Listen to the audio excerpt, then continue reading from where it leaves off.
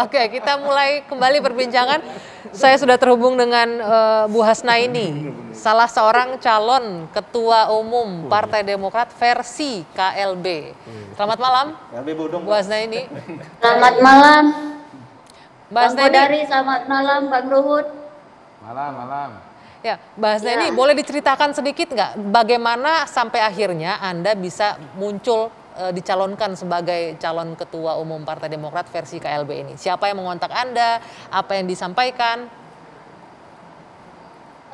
Siapa yang mengontak saya? Siapa yang menyampaikan? Saya kira itu teman-teman saya kan semua senior-senior dan para deklarator Partai Demokrat itu adalah teman baik saya, baik Bapak Darmisal, Bapak Maksa Pakua, Bang Joni Allen, dan sebagainya, kan rasanya teman saya semua itu kan. Jadi teman baik kami. Jadi kan saya sih intinya tidak ada yang menyampaikan hal-hal itu terhadap saya. Saya mempunyai keinginan sendiri, jika kalau terjadi memang ada KLB, maka saya sebagai ketua umum Partai Emas, saya siap untuk menjadi calon ketua umum Demokrat. Nah, jika kalau saya terpilih menjadi ketua umum Demokrat, maka saya akan merubah Partai Demokrat menjadi Partai Emas, dan saya akan menggarisbawahin Pak Andi itu lembaga survei atau apa, saya nggak paham ya. Partai Emas ini belum pernah ikut pilkada ataupun lolos. Jadi Mas harus paham dan lebih mengerti itu. Oke, Mbak Hasnaini, saya potong sedikit. Tadi Anda bilang teman-teman baik Anda semua, Pak Darmizal, Joni Allen, dan Makso Pakua. Apakah, tapi bukan mereka yang mengajak Anda untuk maju sebagai calon ketua? Itu rahasia saya dong. Kalau saya buka di sini kan tidak etis. Kalau ketua ketua Dewan Pembina saya di Partai Emas adalah Pak Maksa Pakua gitu. Oke, nah tadi disebutkan akan maju dan menjadikan Partai Demokrat sebagai Partai Emas begitu ya, Bung Jika Herzaki? kalau ada kesempatan ya kenapa tidak, dan saya siap untuk mensejahterakan kader Partai Demokrat dan membuka lapangan kerja semua buat kader Partai Demokrat dan membuka lapangan bisnis buat kader Partai Demokrat, dan kita akan membuat sesuatu yang baru di negara ini gitu, yang belum pernah ada di negara Republik Indonesia. Ini luar biasa nih, janji-janji calon ketua umum Partai Demokrat. Nah, ini bukan janji ya, tapi itu yang sudah kami lakukan di Partai Emas saat sekarang, dan kami. Baik, Mas Neni sebentar, Mas Herzaki ini bisa didengar sebagai salah satu calon dari ketua versi KLB ya. Apa tanggapan Anda? Dan sebentar, saya belum selesai ya. Saya belum selesai. Satu statement lagi yang Mbak kasih kesempatan saya bicara.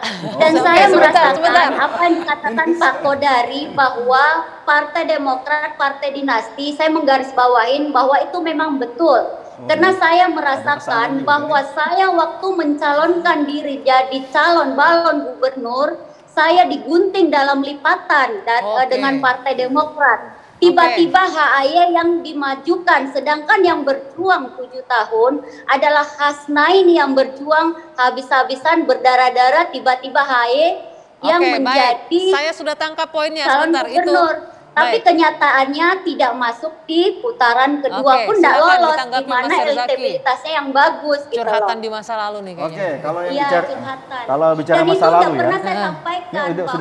Sudah Mas Herzaki, silakan. Sudah ya, oke. Jadi kalau kita bicara mengenai masa lalu Pilkada Jakarta, nama Mas Ahaye itu kita masih ingat itu muncul dari rapat 4 ketua umum partai. Ya.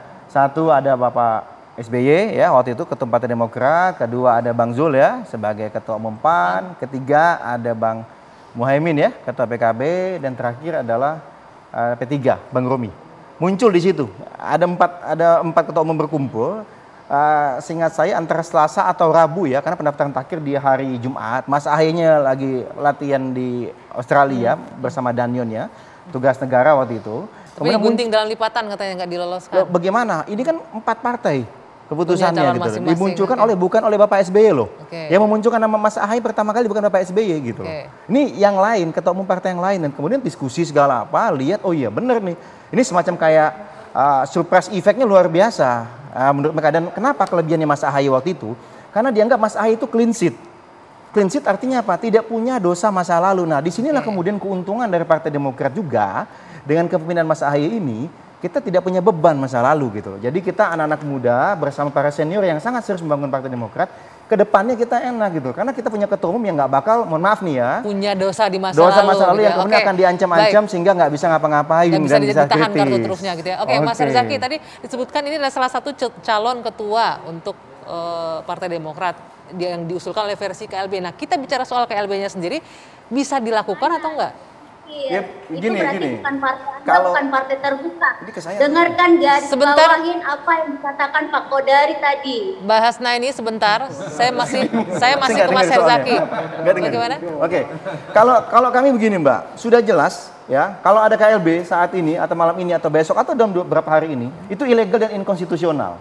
Karena berdasarkan ADRT kami ya, terutama di pasal 81, yang berhak mengadakan, yang meminta itu adalah satu, Majelis Tinggi Partai. Sedangkan Ketua Majelis Tinggi Partai Pak SBY sudah sampaikan beberapa waktu lalu tidak ada urgensinya melaksanakan KLB. Okay. Kemudian yang kedua, ada 3 syarat yang mesti bersamaan terjadi, yaitu diusulkan oleh 2/3 dari DPD yang 34 itu, dan bukan atau ya, dan setengah dari 514 DPC serta disetujui oleh Ketua Majelis Tinggi Partai. Sedangkan DPD dan DPC sudah sangat-sangat solid ya mendukung kepemimpinan Mas Ahaye. Kenapa? Karena mereka lah yang memilih Mas Ahaye di Kongres kelima di tahun 2020. Ini ada fakta. Diklaim solid 100% dukungan Benar. Nah, kemudian ya. yang kedua Mbak, ini ada modus yang luar biasa yang mendasarkan laporan dari teman-teman kami, para ketua DPC DPD di daerah ya, bahwa sekarang mereka yang diincar itu adalah siapa saja yang penting KTA Demokrat, entah mantan dewan, mantan ketua DPC, atau apapun posisi dia di struktur, selama mau dengan dapat insentif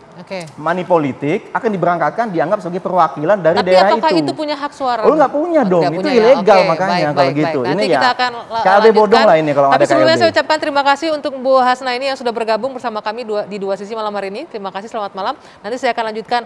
Bang Ruhut, ini KLB katanya bisa berjalan oleh versi para inisiator, tapi disebutkan tadi berdasarkan ADART nggak bisa dilakukan. Minta tanggapan Anda sebagai mantan anggota Demokrat.